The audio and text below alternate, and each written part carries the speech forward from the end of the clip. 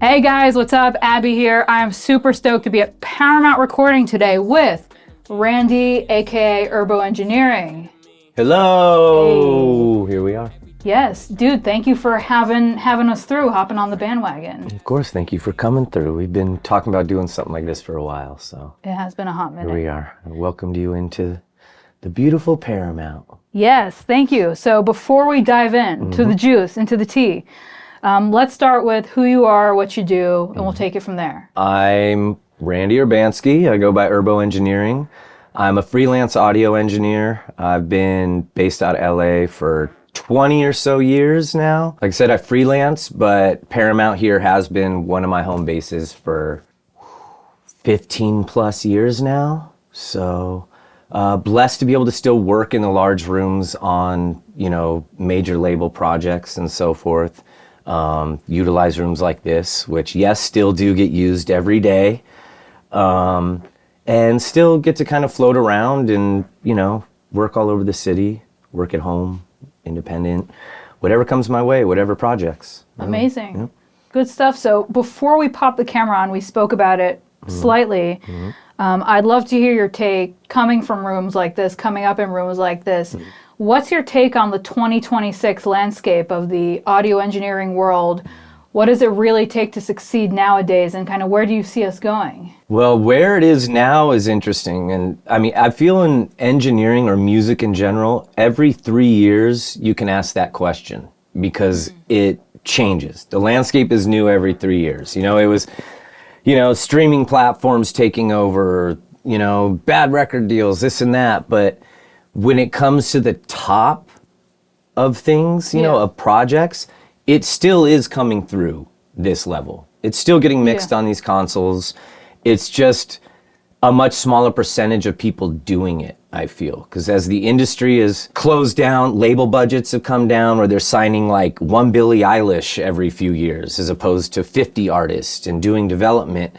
There's a lot less work. There's no denying that. It is a barren land out there at times. But, luckily being established for some of us engineers, we've had the time frame to establish those relationships.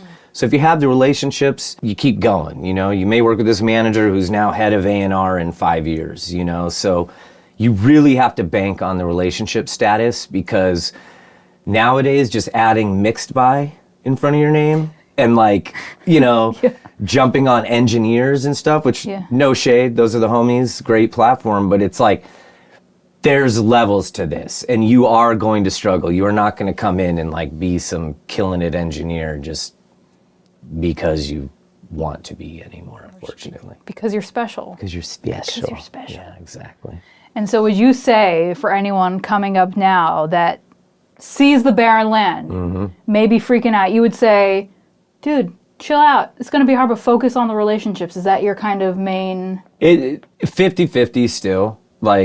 I think we've even touched on this before, but the vibe is everything. You can come in and you make the right relationships and everything, they're going to get you in the room. That's totally fine. But yes, you still need to obviously have the technical skill.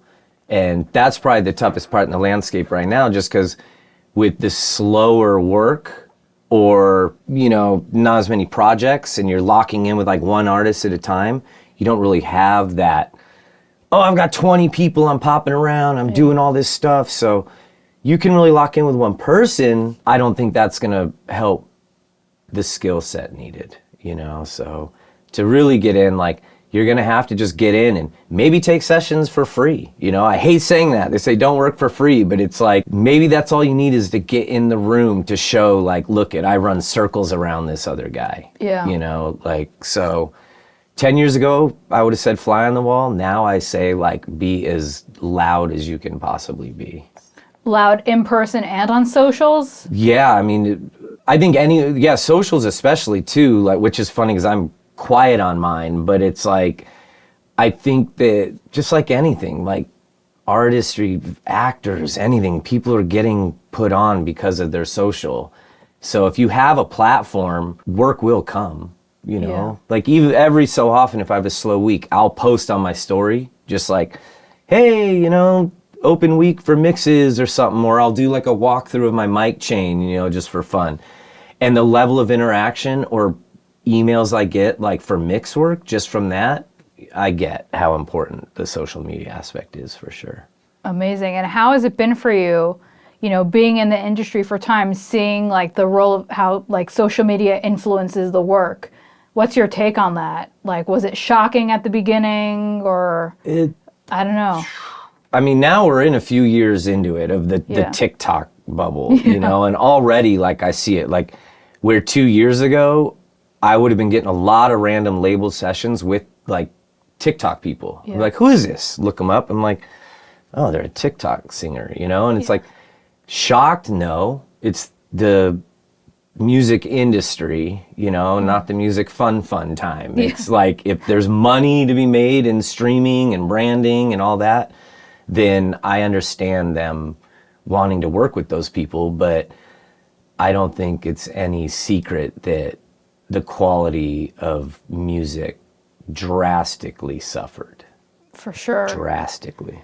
Do you see a way forward where things change and quality comes? Because styles tend to come back around. Always. So do you think there'll be a revival? That's all it is. Yeah. Like, as I've gotten older now too, and like been in the game long enough where it's like, oh, I worked on these things and see certain trends come and, you know, different generations talk about it as like the new thing. It's kind of like, oh, okay, like that was 15 years ago, you know, but I think much like anything in life, if things get too much of one way, there's going to be a lot of pull the other way. Yeah. And then eventually, hopefully it kind of slingshots back to the middle, you know, like, hey, we do want real singers and live instrumentation and things like that. What do you think is the most overlooked aspect of being an engineer?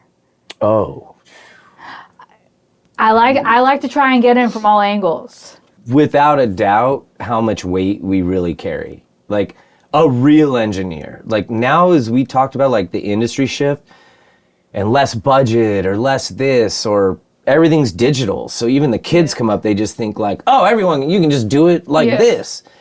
You don't understand the levels making real major records. And at that level, more weight has been put on the engineer's shoulders. Like I definitely deserve a producer credit on every project I touch.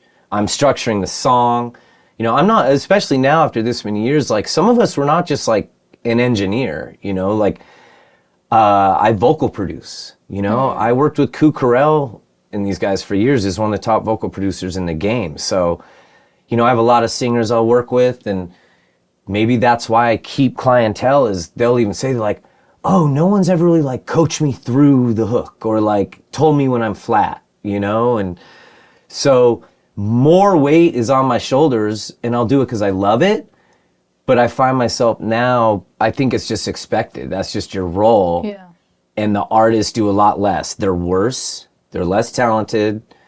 They're out of key. There's just more on our plate. And then at the end of the day, you know, we're still going to be worried about tracking down like a credit. Yeah. When really it's like, we absolutely deserve back end. That's where I'll say it. Yeah. Delete everything else. That's my answer. We'll just cut the rest of the video. We and have deserve this back check. end. That's it. Period. Take it to Congress. Guys, make it happen. I know Harvey Mason and them are out there fighting it, but it's like, we do so much. So to sum up everything we spoke about, I always love to ask whoever I'm chatting with to either drop, doesn't have to be a piece of advice, just anything you want to say to the audio safari world. Totally freestyled. Don't let some of my info, like the truth of how tough it is, deter you from what you want to do. Because I still understand it takes the right-minded people to get in this game to help bring the right energy back, you know? And so enough people not wanting to operate certain ways and worried about live instrumentation and all these sorts of things, that's what's going to be that slingshot we're talking about. So, you know, things get dark sometimes, but I'm still here. We still love what we do. It's still a passion. It's still incredibly fun. So if you're trying to get in the game, like, you just do it. that's it, you know? I left college, I dropped everything, lost my girlfriend at 10 years, you know? It's just like, it's what it is. If you want to do it, just do it. Like, why not? Commit. That's all it is. Why be scared to commit to something that's like enjoyable, you know? And that's a good point. Never thought about it like that. I'd rather pull my hair out over this than sit at a 9 to 5 any day of my life. So. Like you could be pulling your hair out in a cubicle right now.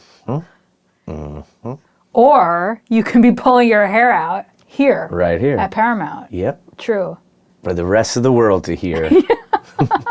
Yo, giving people microphones is dangerous. I know. People are like, damn, you should be more positive. I'm like, I'm not going to be like, oh yeah, it's totally great. Get out here. You're going to get a gig and this and that. It's like, it exists. It's just you got to be on your game out here. You got to have a good attitude and some of the technical skill. You can't, if you're an asshole, you can't stop being an asshole. But if you like don't know how to use this gear, I could teach you to use it in 20 minutes. Yeah, you know what I mean? Set. So, be nice and hit record. That's it. Just a button pusher. Yo, the reels cut from this are gonna just be rambles. There you go. Yeah, it's just like kind of down though. Just old angry tape man. I kind of should touch on like where I was saying like we carry more weight now. Yeah. Like, more weight is on your shoulders as an engineer now. It's like, yeah, it sucks if you're not getting like back end percentage, but you can discuss that with the team. If they're taking you on a project, you know, it's not unheard of, but also like that's a positive side to things, you know, where engineering was in a lull. We were making a joke about, just button presser. Yeah. It was getting to that point for a while, you know, and it was like the mumble rap stuff and like just lots of ignorance in the sessions, you know, where they just thought like, you know, you just come in, you mumble 8 songs, and at that point as an engineer, you just needed to be able to stay awake and track fast enough. Now we're back in the time where it's like more weight is on the shoulders, so it actually is more fun as an engineer, you know, where it's like, oh, I gotta, you know, plug in this live bass right now, or like, oh, these guys are interested in dumping things to 2-inch real quick, or, you know, or getting hands on the actual production. You know, I'd much rather be doing that and be living in the record than just, you know. And it's like, that's also like the whole point. Like, that's why we should want to be plugging in the live bass than just. I left a band and all these things to be an engineer, you know, so it'd be a real sad day if that's all it was just like press and record. And there is a career for that, getting started. There's a lot of that. There's a lot of rap and guys that just need to be able to keep up. But, you know, I've no ego. It's just I've done this a long time and I've been blessed to work on timeless records and be around certain things that it's like I have every right to miss certain things. Yeah. You know, old tape guy mentality. Yep, but it's one of those things that's like all rights reserved, you know? Hey. It's like you put in, you know. To each their own. You put in the reps. Then you get taped at privileges. Taped at privilege. But I'm also in the middle ground where I hear a lot of stuff, you know, like some new kids on or show me what they did, and it's just this one dude on his laptop, and you know, it's not there yet, but it's like, holy cow, like this is incredible, you know, like now you get a little mesh, bring that over, let's put it on this and see what we could turn it into, you know. Just swap out the snare. Maybe one when they go to the restroom. Yes. Just add one. But it sounds like there's hope for music. There's hope in 2026. There's hope for music. I think we all know it. We've all heard. There's good music out there. There's a lot of live instrumentation and there's talent. Yeah. I just think it's how people pay or don't pay for music anymore. That just kind of offsets everything. So you're going to get a less number of big stars that the labels can risk, you know, putting on. So it's up to you as the indie artist now, you know? So all those songs you're sitting on, just put it out. True. Just put it out. And also, guys, buy the vinyl. Buy the vinyl. Buy the vinyl. Yeah, why not? Build an amp. Telefunken tubes, all that good stuff. Hi-fi nerds. Build a subwoofer. Build a subwoofer. Just make your own speakers. Just open up some KRK rockets and just make your own. Build a console. Put a new magnet in there. Urbo Audio's consoles. Consoles that you can build at home. Ooh. Well, that's kind of like It's a little DIY. API. Urbo's consoles. Catch me at NAMM. Yes. Urbo's consoles. In 9 years. That was so good. Randy, thank you so much for hopping on, taking the time out. Thank you. Super appreciate it. Guys, I'm going to drop all of Randy's relevant links in the description of this video. IG, website, whatever it may be will be there. So you'll know where to find him. Follow along for the fun. Yes. Stay tuned. I will catch you guys somewhere else around the Safari world. So see you next time. I have a hard time ending these. No, that was a good one. Was it? Yeah, because you're like, was it? Somewhere else in the Safari world? I try to like keep it open, That's but a good like one. an end. That's a good one. It's like an end, but it's not the end. That could be your end. Now I feel like we're on the podcast where they just keep talking. It's like, all right, who's going to press though? Yeah, we'll cut it. Okay, bye guys. Catch you. Thank you. Yeah, we